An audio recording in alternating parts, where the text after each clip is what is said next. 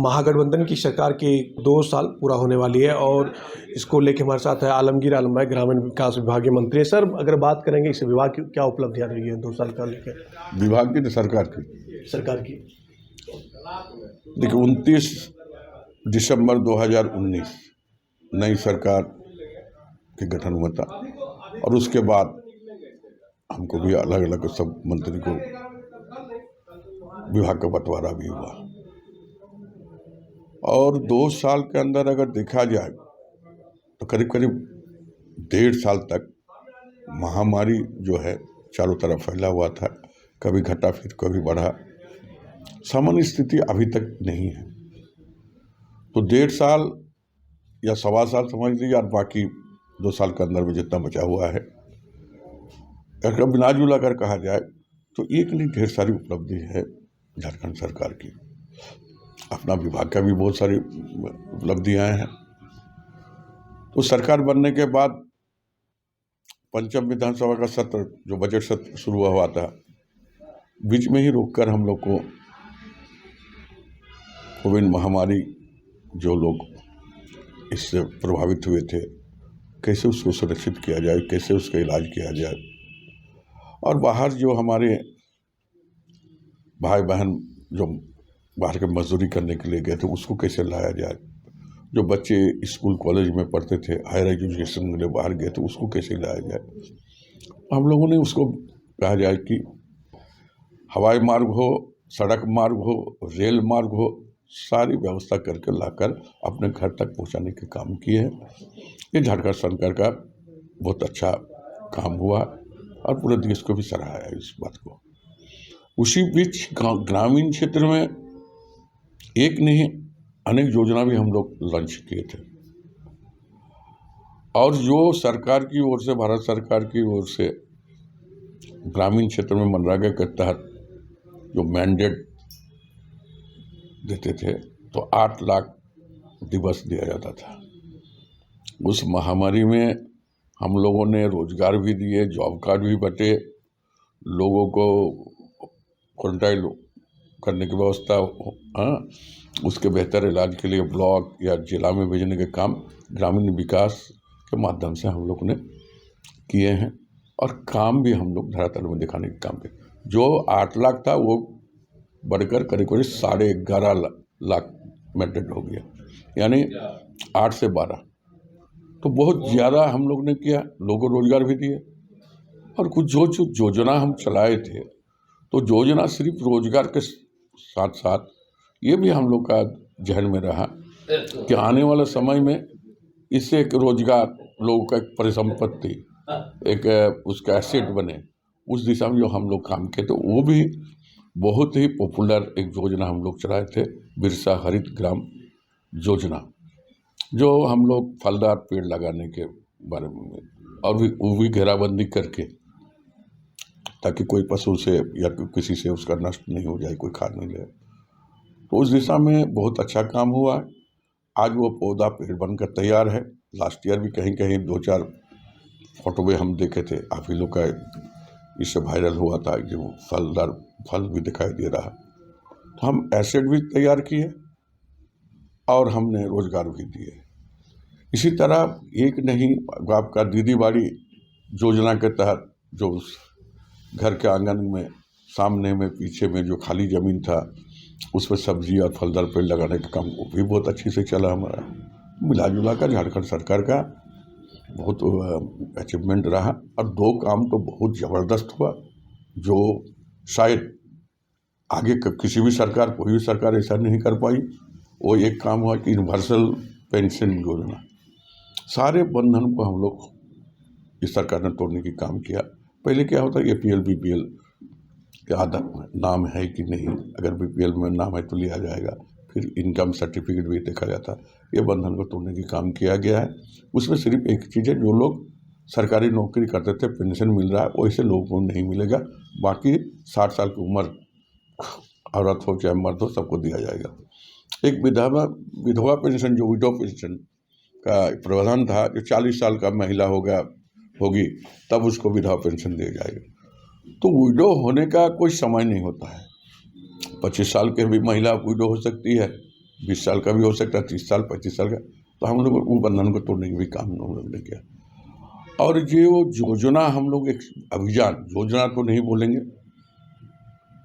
ये अभियान काफ़ी पॉपुलर और काफ़ी सक्सेसफुल, इसलिए कि हमको इस योजना के तहत हमारे क्षेत्र में 5 जगह हमको जाने का मौका मिला।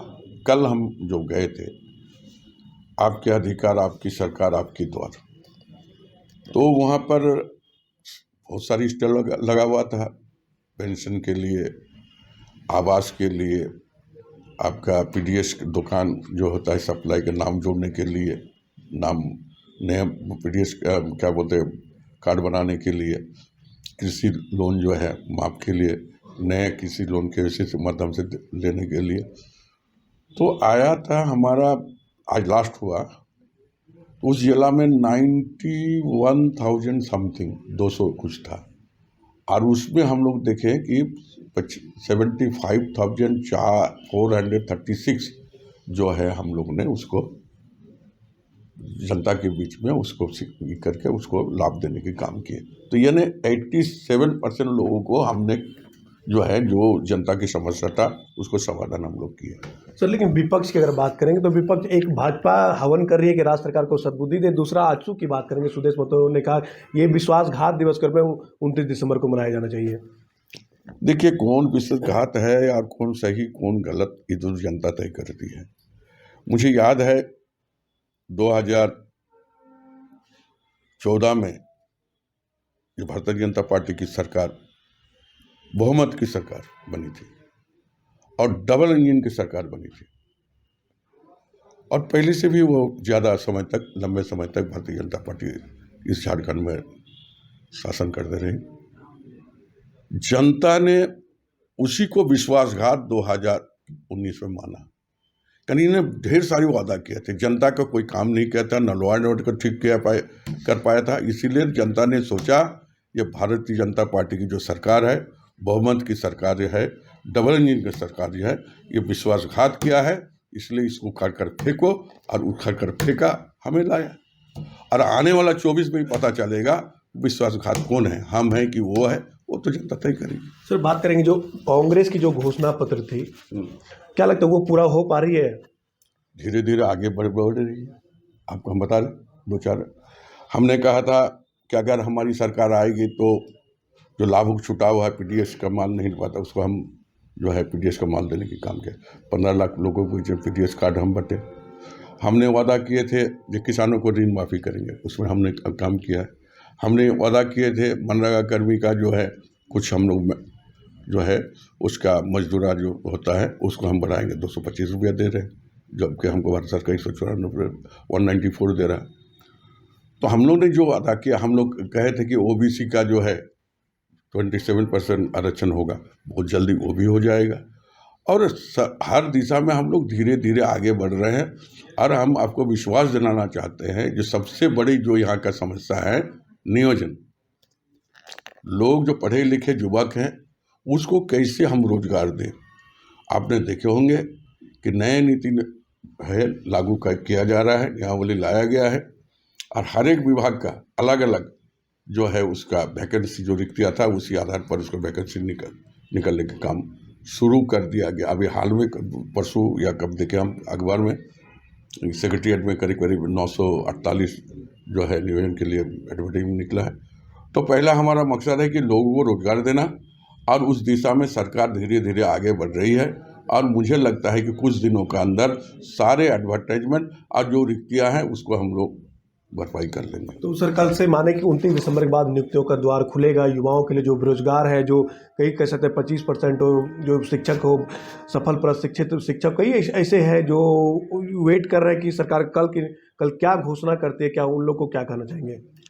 हम यही घोषणा यही आपके माध्यम से कहना चाहेंगे कि जितने भी लोग आज 25% वाले हो, चाहे शेड्यूल नॉन शेड्यूल जिला के लिए शिक्षा की बहाली का मामला हो, चाहे आपका पुलिस का जो पुलिस बल के जो लोग है नियुक्ति उसका भी हो, सारी चीज़ों का धीरे धीरे इसका निदान हम लोग करेंगे।